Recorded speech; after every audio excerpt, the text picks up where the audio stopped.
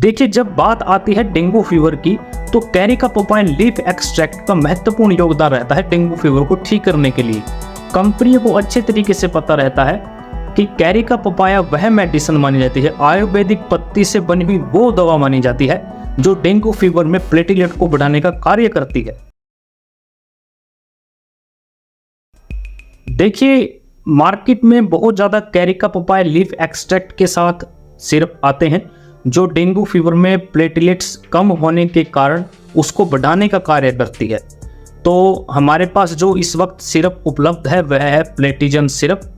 आप अपनी आवश्यकता अनुसार कोई भी सिरप ले सकते हैं। हम किसी भी कंपनी की मार्केटिंग नहीं कर रहे। जो हमारे पास सिरप उपलब्ध है हम आपको वही दिखा रहे हैं और उसी के अनुसार आपको उसके इंग्रेडिएंट्स के बारे में बताएंगे। तो हमारे पास प्लेटिजन सिरप उपलब्ध है। देखिए, ये होता है प्लेटिजन सिरप। इसके अंदर जो इंग्रेडिएंट हमें देखने को मिलते हैं, पपीता है, गिलोय है, तुलसी है, नीम है, हल्दी है, हरितिकी है, इंद्रवरुणी है। जो पपीता है इसके अंदर कैरिका पपाया जो इसके अंदर डाला जाता है लीफ एक्सट्रैक्ट, वो 5440 मिलीग्राम हमें देखने को मिलता है और इस तरह की बोतल हमें देखने को मिलती है। तो ये है प्लेटिजन सिरप के इंग्रेडिएंट्स। विस्तार से जानते हैं इसका यूज कहाँ किया जाता है। अब जानते हैं इसका यूज कहाँ किया जा सकता है।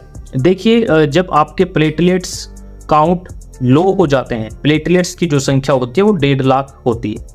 जब ये 1.5 लाख से 1,80,000 या 90,000 के आसपास रह जाते हैं, यानी काउंट आपका गिर जाता है, तो उस समय इस काउंट को बढ़ाने के लिए, प्लेटलेट्स को बढ़ाने के लिए इस सिरप को उपयोग किया जाता है, यानी कैरिका पपाया लीफ एक्सट्रैक्ट, इसका यूज किया जाता है। आप सोच रहे होंगे कि प्लेटलेट्स क्या चीज होती है।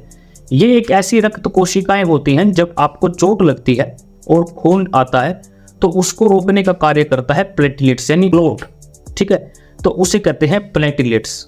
तो उनको रोकने का कार्य प्लेटलेट्स करता है और जब ये लो हो जाते हैं तो उस स्थिति में इस सिरप का उपयोग किया जाता है। तो इसका उपयोग किया जाता है प्लेटलेट्स के दौरान और इसको डेफिनेशन दी जाती है थ्रोम्बोसाइटोपेनिया, जिसमें क्या होता है कि आपको जो प्लेटलेट्स काउंट है वो गिर जाता है और उसको बढ़ाने के लिए इस सिरप का उपयोग किया जाता है। दूसरा, इसका उपयोग किया जाता है वाइट ब्लड सेल के काउंट को बढ़ाने के लिए। यहाँ इसका यूज किया जा सकता है। इसका यूज किया जा सकता है कि जो मौजूदा प्लेटलेट्स हैं उनको टूटने से रोकता है और नई प्लेटलेट्स को बनाता है। तो ये इसका कार्य भी इसका यहाँ यूज होता है। इसका यूज किया जा सकता है कि टॉक्सिन, जो बैक्टीरिया है, जो वायरस है, उनसे ये फाइट करता है, उनसे ये बचाता है। तो इस सिरप का मेनली यूज होता है प्लेटलेट काउंट को बढ़ाने के लिए। जब प्लेटलेट की संख्या 10,000 रह जाती है या उससे नीचे चली जाती है तो आपको प्लाज्मा फ्लूइड यानी प्लेटलेट्स लगाए जाते हैं। ठीक है, वो फ्लूइड्स लगाया जाता है आपको, तो जिससे आपका जो काउंट है वो बैलेंस हो सके। उसमें सिरप नहीं काम आता। सिरप तब काम आता है जब 1 लाख या थोड़े उससे 80-90 के आसपास रहे हों, तो उसको ये बूस्ट कर देता है और अन्य दवाएं चलाई जाती हैं डॉक्टर के द्वारा। तो ये एक इसका यूज होता है इस मेडिसिन का। विस्तार से जानते हैं इस मेडिसिन के बारे में। कैरिका पपाया लीफ एक्सट्रैक्ट यानी पपीते के पत्तों का अर्क। ठीक है, और इसका यूज किया जाता है प्लेटलेट्स की संख्या को बढ़ाने के लिए। तो प्लेटलेट्स की संख्या बढ़ेगी कैरिका पपाया लीफ एक्सट्रैक्ट से। दूसरा, इसके अंदर जो इंग्रेडिएंट होता है वह है गिलोय। आपने सुना होगा कि गिलोय बट्टी आती है, गिलोय रस आता है, तो बहुत यूज होता है गिलोय। तो इसका यूज क्या रहता है, ये कौन सी प्रॉपर्टी शो करती है। देखिए, आपने कभी यूज किया है पैरासिटामोल 500, 650, वो क्या होता है, वो एक एंटीपायरेटिक ड्रग होती है। एंटीपायरेटिक ड्रग का मतलब होता है बुखार को कम करने के लिए या बुखार को ठीक करने के लिए।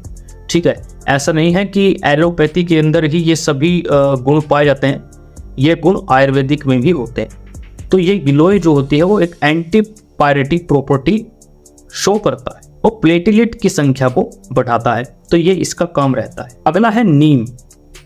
नीम जो होता है वो खास तौर पे व्हाइट ब्लड सेल की संख्या को बढ़ाता है।